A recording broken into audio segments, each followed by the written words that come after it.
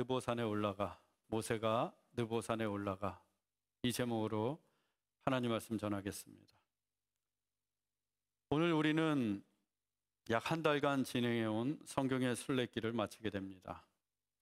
성경의 순례길은 성경을 묵상하고 필사하고 또 퀴즈를 풀면서 믿음의 순례를 하는 우리 교회만의 독특한 사역입니다. 올해는 신명기와 디모데 전후서가 순례길의 여정이었습니다. 특히 신명기가 특별한 것은 2015년에 성경의 순례길을 처음 시작하게 된 동기를 주신 말씀이었기 때문입니다. 신명기 6장 6절로 9절입니다. 말씀을 마음에 새기고 또 내 손목에 메어 기호를 삼으며 내 미간에 붙여 표로 삼고 또 내 집 문설주와 바깥문에 기록할지니라. 하나님은 하나님의 말씀을 마음에 새기고 또 손목에도 메어 기호로 삼고 미간에도 붙여 표로 삼고 또 문설주와 바깥문에도 기록하라고 하셨습니다. 한마디로 늘 하나님의 말씀 가운데 살라는 의미입니다. 이 말씀을 우리 교회가 어떻게 실천할까 생각하다가 성경의 순례길을 시작하게 되었습니다. 정해진 성경 본문을 읽고 묵상하고 필사, 기록하고 또 성경 퀴즈를 풀면서 말씀 가운데 거하는 교회가 되기를 원했습니다. 올해도 많은 분들이 필사와 성경 퀴즈에 참여하셨습니다. 그분들의 노고와 열심에 감사를 드립니다. 반면에 건강이 좋지 않아서 삶이 분주해서 또 이런저런 이유로 참여하지 못하신 분들이 계신데 내년에는 다 참여해서 성경의 순례길을 통해 부어주시는 하나님의 은혜를 풍성히 누릴 수 있기를 바랍니다. 오늘은 성경의 순례길을 마무리하면서 신명기 마지막 장을 본문으로 설교하려고 합니다. 신명기는 모세가 40년의 광야 생활을 마치고 모압 땅에서 가나안 땅을 눈앞에 두고 이스라엘 백성들에게 했던 마지막 설교입니다. 즉 모세의 유언과도 같은 설교였습니다. 오늘의 본문은 그 설교를 다 마치고 이스라엘 백성을 떠나는 모세를 보여줍니다. 본문 1절 상반절입니다. 모세가 모압 평지에서 느보산에 올라가. 모세가 모압 평지에 있다가 느보산으로 올라갔습니다. 별것 아닌 것 같은 이 짧은 구절이 의미하는 바가 매우 큽니다. 저는 이번에 신명기 필사를 하면서 이 대목에서 몇 번이나 쓰다 멈추기를 반복하다가 결국에는 눈물을 쏟고 말았습니다. 이스라엘 백성들을 떠나 홀로 느보산으로 올라가는 모세의 뒷모습이 너무나 쓸쓸해 보였기 때문입니다. 그때 모세의 나이가 120세였습니다. 늙고 백발이 성성한 채로 등이 굽은 모세. 그 모세가 40년 동안 함께 울고 웃던 형제와 자매를 떠납니다.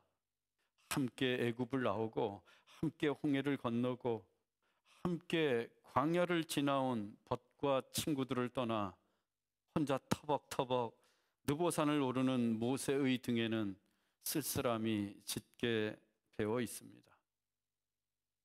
그래도 이때까지만 해도 눈물을 참을 수 있었습니다. 그런데 모세가 그 산을 올라가야 했던 이유를 알고는 더 이상 참을 수가 없었습니다. 신명기 32장 50절입니다.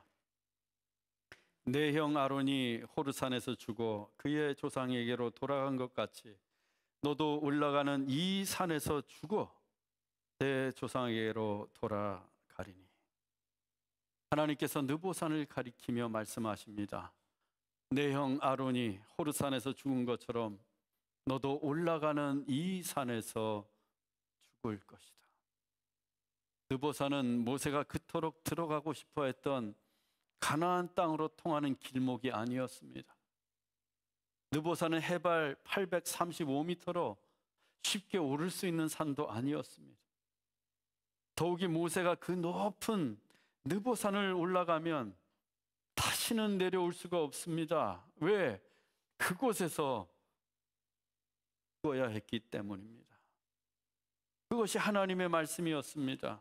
너도 올라가는 이 산에서 죽어 내 조상에게로 돌아가리니. 즉 모세는 지금 죽으려고 느보산에 올라가는 것입니다. 느보산에 올라가면 모세는 죽습니다. 그런데도 모세는 느보산을 오릅니다. 홀로 쓸쓸하게 그 높은 느보산을 향해 한 발 한 발 내딛고 있습니다. 느보산 정상과 가까워지면 가까워질수록 모세의 죽음의 시간도 점점 더 다가옵니다. 그런데도 모세는 느보산을 오르는 발걸음을 멈추지 않습니다. 마지막 순간까지 죽음마저도 하나님께 순종하기 위함이었습니다. 저는 모세의 이 모습에서 예수님을 보았습니다. 십자가를 짊어지시고 골고다 언덕을 오르시는 예수님과 놀랍도록 똑같은 모세였습니다. 예수님도 3년 동안 동고동락하며 사랑하시던 12제자와 또 예수님을 따르던 수많은 무리들을 떠나 홀로 골고다 언덕을 올라가셨습니다. 로마 군인들이 휘두르는 채찍을 맞으시고 사람들의 욕설을 들으시면서도 오직 홀로 골고다 언덕을 올라가셨습니다. 그 길은 죽으려고 오르신 길이었습니다. 손과 발에 못이 박히시고 창에 찔리시고 마지막 피 한 방울까지 다 쏟으신 후에 끝내 죽으려고 오르신 골고다 언덕길이었습니다. 그 예수님의 뒷모습과 지금 모세의 뒷모습은 한없이 쓸쓸했지만 또한 웅장했습니다. 하나님의 뜻에 순종하기 위해 힘겹게 오르시는 예수님과 모세의 뒷모습은 마치 커다란 산처럼 웅장했습니다. 제 머릿속에 모세의 뒷모습과 예수님의 뒷모습이 오버랩이 되면서 한참이나 울었습니다. 너무 쓸쓸했지만 너무나 웅장했기 때문입니다. 그리고 이것이 인생임을 깨닫게 되었습니다.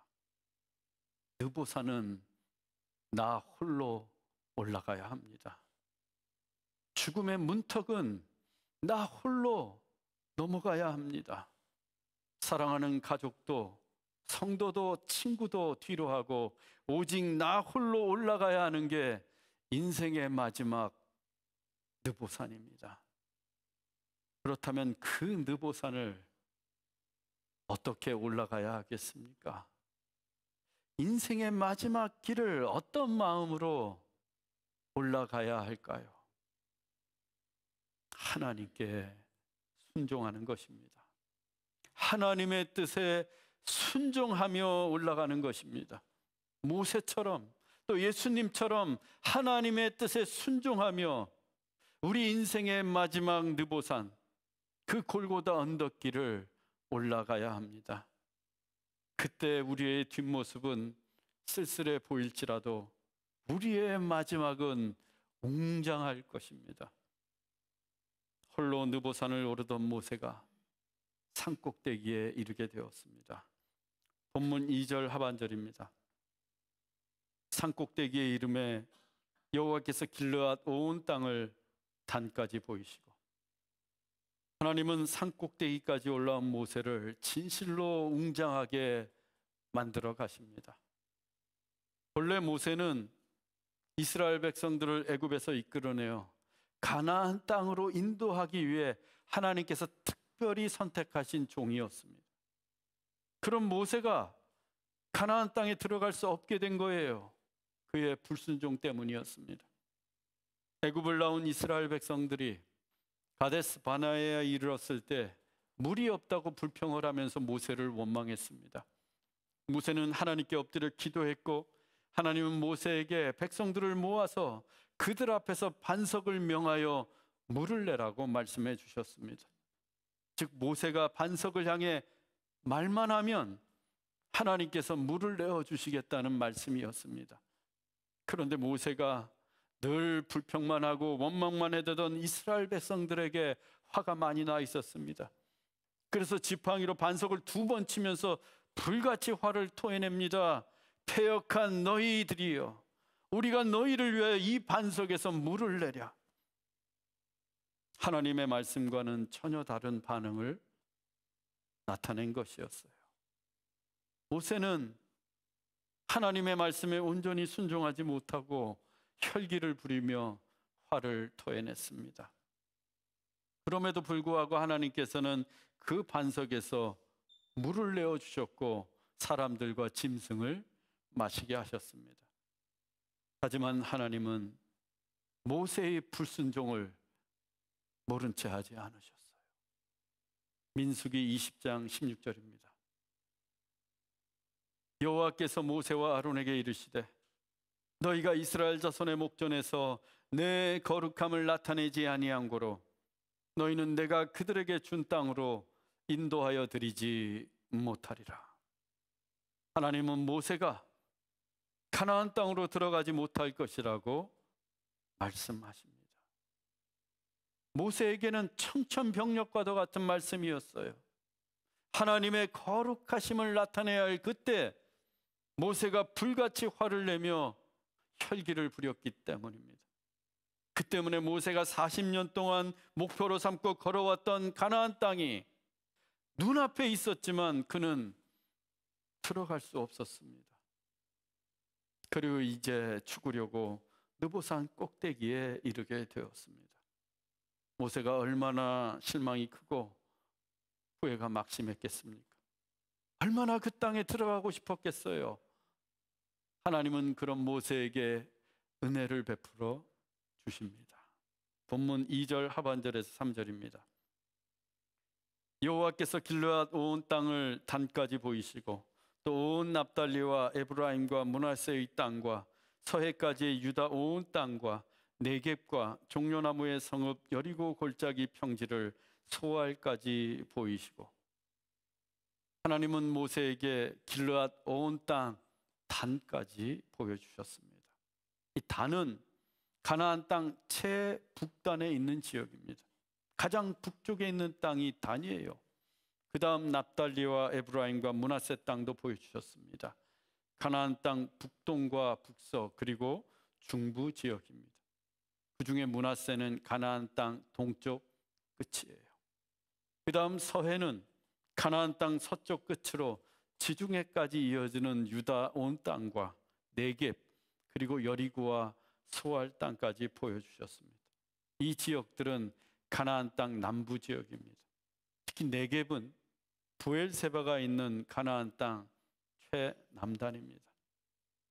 단에서부터 부엘세바, 곧 가나안 땅 최북단에서 최남단까지, 므낫세에서 서해까지, 곧 가나안 땅 동쪽 끝에서 서쪽 끝까지 하나님이 다 모세에게 보여주셨습니다. 그런데 여러분, 사람의 시력으로 이 모든 땅을 볼 수 있겠습니까? 아무리 느보산 꼭대기가 전망이 좋다고 해도 120세나 된 모세가 그 모든 땅을 볼 수 있겠어요? 하나님이 처음에 보여주신 단만 해도 느보산에서 무려 160km나 떨어진 곳에 있습니다. 사람의 눈이 아무리 좋아도 수백 미터 밖은 보이지 않아요. 천하의 모세라고 해도 160km나 떨어진 단을 어떻게 볼 수가 있겠습니까?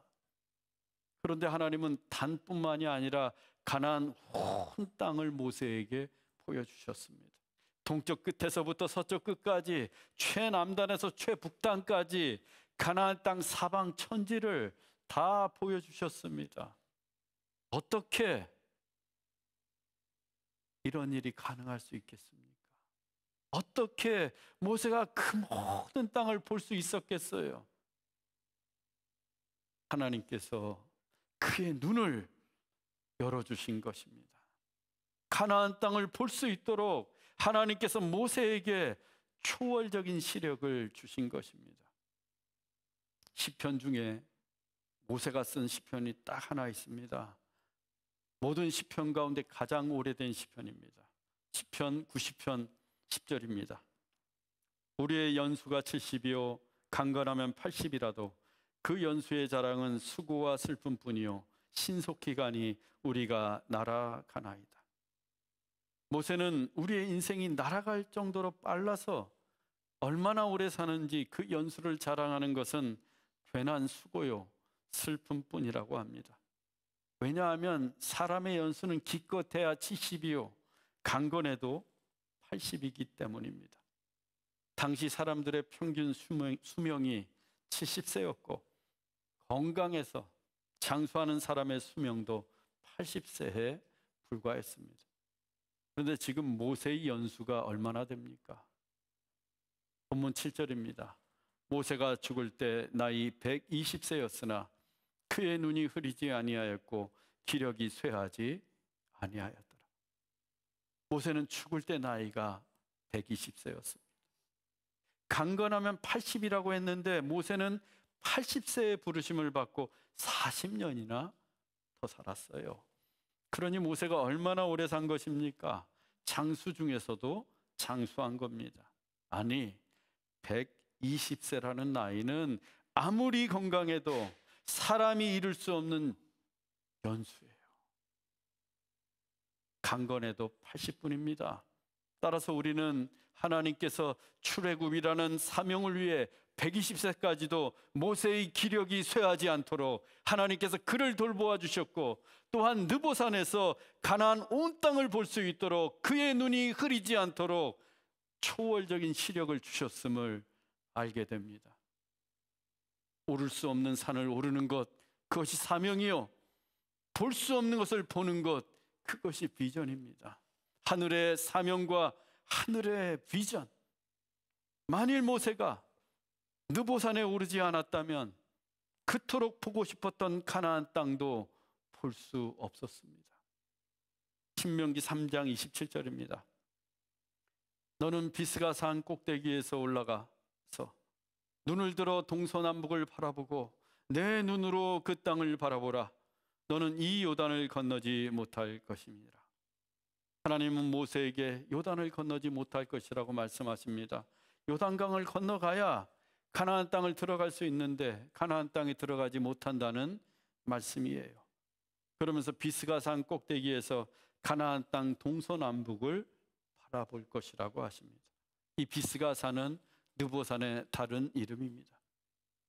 만일 모세가 이 말씀을 믿지 못했거나 믿었다고 해도 어차피 건너갈 수도 없는데, 건너가지도 못하는 땅인데 느보산에 오르는 것을 포기했더라면, 그래서 그냥 모압 평지에 머물러 있었다면 그는 결코 가나안 땅을 자기 두 눈으로 보지 못했습니다. 하지만 모세는 믿음으로 느보산에 올라갔습니다. 인간의 힘이나 능력으로는 볼 수 없었지만 내 눈으로 그 땅을 바라보라 라고 하신 하나님의 말씀을 믿고 올라갔습니다. 더욱이 그 길은 죽음으로 향해 올라가는 길이었음에도 불구하고 볼 수 없는 땅을 보고 하늘의 비전을 보기 위해 모세는 기꺼이 느보산으로 올라갔던 거예요. 모세가 느보산 꼭대기에 이르자 하나님은 120세의 백발이 성성한 노인 모세의 눈을 열어주셨고 동서남북 온 땅을 보여주셨습니다. 그 땅을 바라보는 모세의 심정이 얼마나 감사하고 감격스러웠겠습니까? 그래서 중요한 게 사명과 믿음입니다. 우리에게 사명이 있어야 하고 우리에게 믿음이 있어야 합니다. 덜렁덜렁 신앙생활하는 것이 아니라 우리 모두에게 사명과 믿음이 있어야 합니다. 사명은 우리의 나이를 뛰어넘고 믿음은 우리의 능력을 초월하기 때문입니다. 그래서 오를 수 없는 산을 오르게 하시고 볼 수 없는 세계를 보게 하시는 게 하나님이 주신 사명과 비전입니다. 여러분, 사명을 위해 기도하십시오. 비전을 달라고 기도하십시오. 믿음으로 기도하십시오. 하나님께서 우리의 나이와 형편과 능력을 초월하는 큰 은혜와 능력을 베풀어 주실 것입니다. 하나님이 주신 사명을 이루고 하늘의 비전을 볼 수 있도록 우리의 몸이 쇠하지 않게, 우리의 눈이 흐리지 않도록 하나님께서 축복해 주실 거예요. 가나안 온 땅을 바라본 모세가 마침내 죽었습니다. 본문 5절로 6절입니다. 여호와의 종 모세가 여호와의 말씀대로 모압 땅에서 죽어 벳볼 맞은편 모압 땅에 있는 골짜기에 장사되었고 오늘까지 그의 묻힌 곳을 아는 자가 없느니라. 여호와의 종 모세가, 성경에서 여호와의 종으로 불렸던 사람은 단 둘이에요. 모세와 여호수아입니다. 구약 성경은 모세를 언제나 여호와의 종으로 소개하고 있습니다. 모세의 수식어가 여호와의 종이었어요. 여호와의 종 모세가. 기드온, 드보라, 삼손처럼 이스라엘을 구해낸 위대한 사사들도 여호와의 종으로 불리지 않았습니다. 또 엘리야, 엘리사, 사무엘처럼 위대한 선지자들도 단 한 번도 여호와의 종으로 불린 적이 없습니다. 여호수아가 여호와의 종으로 불린 적이 있지만 그가 죽을 때 딱 한 번뿐이었어요. 그것도 모세의 후광으로. 즉 진정한 여호와의 종은 모세뿐이었습니다. 그만큼 여호와의 종이란 칭호는 영광스러운 호칭이었어요. 감히 모세 외에는 붙일 수 없는 그 여호와의 종 모세가 하나님이 말씀하신 대로 모압 땅에서 죽었고 모압 땅에 있는 골짜기 곧 느보산에 장사되었습니다. 하지만 오늘까지 모세가 어디에 묻혔는지 아는 사람이 없습니다. 그런데 여러분 생각해 보세요. 이스라엘의 전설적인 지도자 모세가 죽었다면 온 이스라엘 백성들이 그의 시신을 찾아보지 않았겠습니까? 그들의 영적인 아비 모세가 죽었는데 느보산의 모든 골짜기와 모든 숲속을 샅샅이 뒤져서라도 찾지 않았겠어요? 그런데도 찾을 수가 없고 오늘까지 모세가 어디에 묻혔는지 아는 사람이 없습니다. 왜일까요? 왜 찾지 못하는 걸까요? 왜 아무도 모르는 거겠습니까? 두 가지 신학적 주장이 있는데, 첫째는 하나님께서 미가엘 천사를 통해 모세를 장사하셨다라는 주장이 있습니다. 유다서 1장 9절입니다. 천사장 미가엘이 모세의 시체에 관하여 마귀와 다투어 변론할 때에 모세가 죽자 마귀가 그의 시체를 이용하려고 했습니다. 그때 하나님께서 천사장 미가엘을 보내어 마귀의 괴계를 막으시고 미가엘로 하여금 아무도 모르게 모세를 장사하셨다는 주장입니다. 두 번째 주장은 모세 승천설이에요. 마태복음 17장 1절로 3절입니다. 예수께서 베드로와 야고보와 요한을 데리시고 높은 산에 올라가셨더니 그들 앞에서 변형되사 그 얼굴이 해같이 빛나며 옷이 빛과 같이 희어졌더라. 그때 모세와 엘리야가 예수와 더불어 말하는 것이 그들에게 보이거늘. 본문은 그 유명한 변화산 사건을 기록한 말씀입니다. 예수님의 얼굴이 해같이 빛나고 옷이 빛처럼 희어지면서 변형되셨고 그때 예수님이 모세와 엘리야와 더불어 말씀하셨습니다. 엘리야가 누구입니까? 죽음을 보지 않고 하늘로 승천한 선지자입니다. 그런데 지금 그 옆에 누가 있어요? 모세가 있습니다. 그리고 변화산 사건의 핵심 메시지가 뭔가? 예수님의 부활과 승천이에요. 즉 부활하여 승천하심으로 변형되신 예수님의 모습을 미리 보여주고 있는 겁니다. 따라서 모세가 죽었지만 예수님처럼 부활해서 승천하였고 그 승천한 모습으로 역시 승천한 엘리야와 함께 변화산에 있었다라는 주장이 모세의 승천설입니다. 유대인들의 전승에도 모세의 승천은 정설로 꼽히고 있어요. 정말 모세가 부활하여 승천했다면 그의 무덤을 찾지 못하는 것은 당연한 일입니다. 그런데 더 중요한 것은 미가엘이 모세를 장사했든, 아니면 모세가 승천을 했든, 아니면 둘 다 사실이 아니든 누구도 모세가 묻힌 곳을 알지 못한다는 거예요. 모세의 무덤이 어디에 있는지 아무도 모른다는 사실이 중요합니다. 왜? 하나님이 그렇게 하셨기 때문이에요. 하나님께서 아무도 모세의 무덤을 찾지 못하도록 하셨기 때문입니다. 여호와의 종이라 불리던 위대한 모세가 죽었어요. 만일 그의 무덤을 알았다면 이스라엘 백성들이 그 무덤을 숭배하면서 우상화했을 겁니다. 하나님께서는 그것을 막으셨고, 동시에 이스라엘의 종착지는 모압 땅이 아니라 가나안 땅임을 가르쳐 주시기 위함입니다.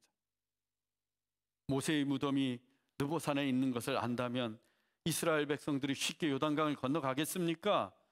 베드로처럼 여기가 좋사오니 하면서 느보산에 머물려고 하지 않았겠어요? 그곳에 모세가 지은 성막까지 쳐놓고 눌러앉지 않았겠습니까? 이 때문에 하나님께서는 모세의 죽음을 신비 속에 남겨주신 것입니다. 그 대신 하나님은 모세가 얼마나 위대한 종이었는지 우리에게 말씀해 주시면서 신명기의 막을 내리고 계십니다. 본문 10절로 12절입니다. 그 후에는 이스라엘에 모세와 같은 선지자가 일어나지 못하였나니 모세는 여호와께서 대면하여 하시던 자요, 여호와께서 그를 애굽 땅에 보내사 이적과 기사와 모든 큰 권능과 위엄을 행하게 하심에 온 이스라엘의 목전에서 그것을 행한 자이더라. 하나님은 앞으로 모세와 같은 선지자는 결코 없을 것이라고 말씀하십니다. 모세는 하나님과 얼굴을 대면하여 얼굴을 마주하여 아시던 자였고, 그 모세를 통해 하나님께서 애굽 온 땅에 이적과 기사를 행하셨고, 이스라엘 백성들의 목전에서 모든 큰 권능과 위엄을 행하게 하셨습니다.